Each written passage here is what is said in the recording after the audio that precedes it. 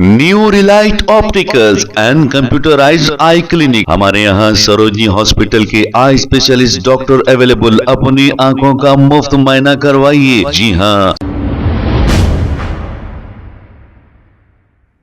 अस्सलाम वालेकुम नाजरीन, 7H न्यूज सच को रखे आपके आगे। अमजदुल्ला खान खालिद स्पोक्सपर्सन एमबीटी ने बीजेपी एमपी अरविंद धर्मापुरी को जो निजामाबाद का नाम बदलने की बात कह रहे हैं, इन्हें बहुत ही अच्छे अंदाज में जवाब दिया है।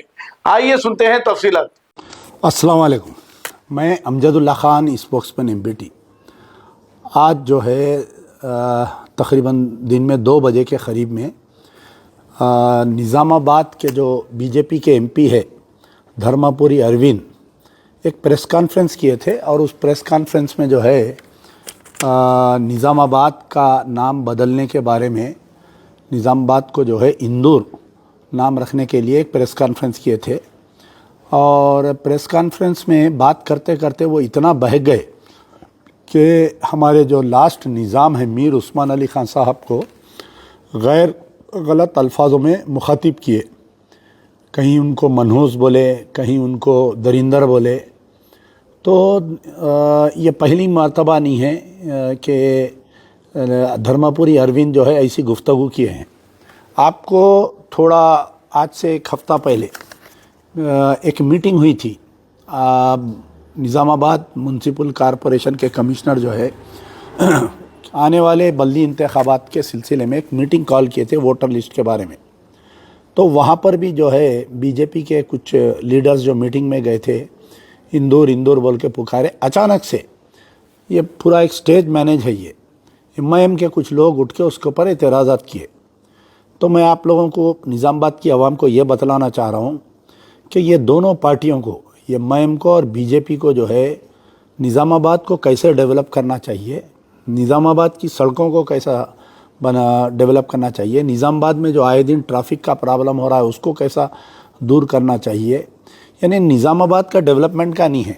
जैसे ही इलेक्शन आया, इलेक्शन पार्लियामेंट असेंबली इलेक्शन से पहले भी यही member of parliament Dharmapuri Arvind जो है कि मैं असदुद्दीन ओवैसी को यहाँ पर लटका डालूँगा, उसकी फलाना कर डालूँगा बोल के तकरीर करे इन्हों और पोलराइज़ किए। उसके बाद में असदुद्दीन ओवैसी वहाँ पर जाके उन्होंने और सख्त तकरीर किए। तो वोट पोलराइज हुआ, जिससे जो है निज़ामाबाद में एमएलए बीजेपी एमएलए जीतने में कामयाब हुई। फिर पार्लियामेंट इलेक्शन में भी ऐसा ही पोलराइजेशन किया गया और ये दोबारा एमपी बन गए। पिछले 5 साल में अगर इनका रिकॉर्ड निकाल के देखें तो अपने पार्लियामेंट हल्के में कोई कारकर्दगी नहीं है इनकी। तो आज फिर अब जैसा ही म्युनिसिपल इलेक्शन आया तो फिर से इनके पेट में दर्द शुरू हो गई और निज़ामाबाद का नाम बदल के इंदौर रखना है। लेकिन बड़े अफसोस के साथ कि मैं हमारे निज़ामाबाद के एमपी धर्मापुरी अरविंद को ये बोलना चाह रहा हूँ कि आपके वालिद जो है एक लंबा सियासी तवील उनका सियासी करियर रहा। वो एमएलए से एमएलसी, एमपी, फिर उसके बाद में मिनिस्टर, फिर पीसीसीआई सदर, यूनाइटेड आंध्रा में पीसीसी के सदर रहे उन्होंने। तो वो बेचारे जो है कभी भी ऐसी कोई गुफ्तगू नहीं किए।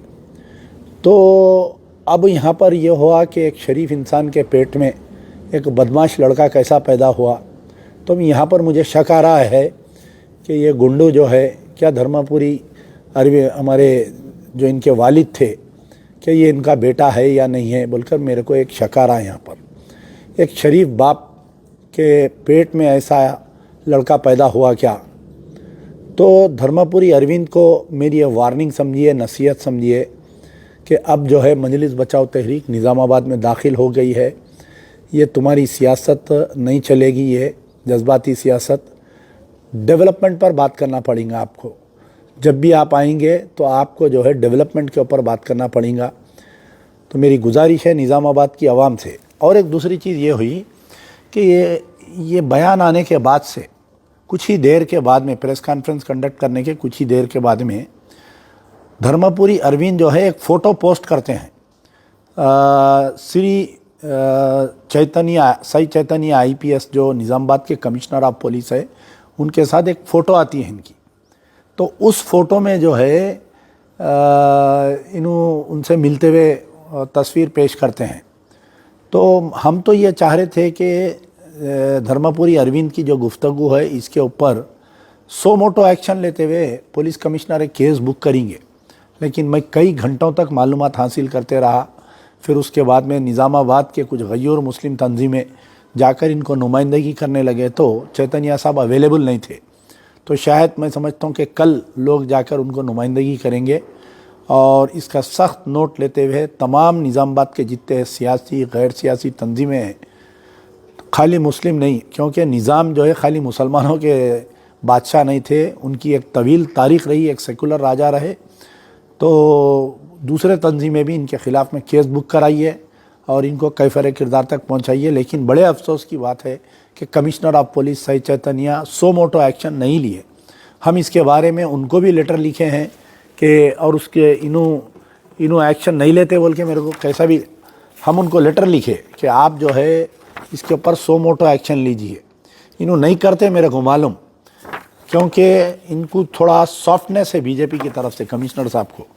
तो फिर हम जो है हमारे डीजीपी शिवधर रेड्डी साहब को भी लेटर लिखे हैं मजलिस बचाओ तहरीक की तरफ से कि इनके ऊपर सख्त से सख्त एक्शन लिया जाए।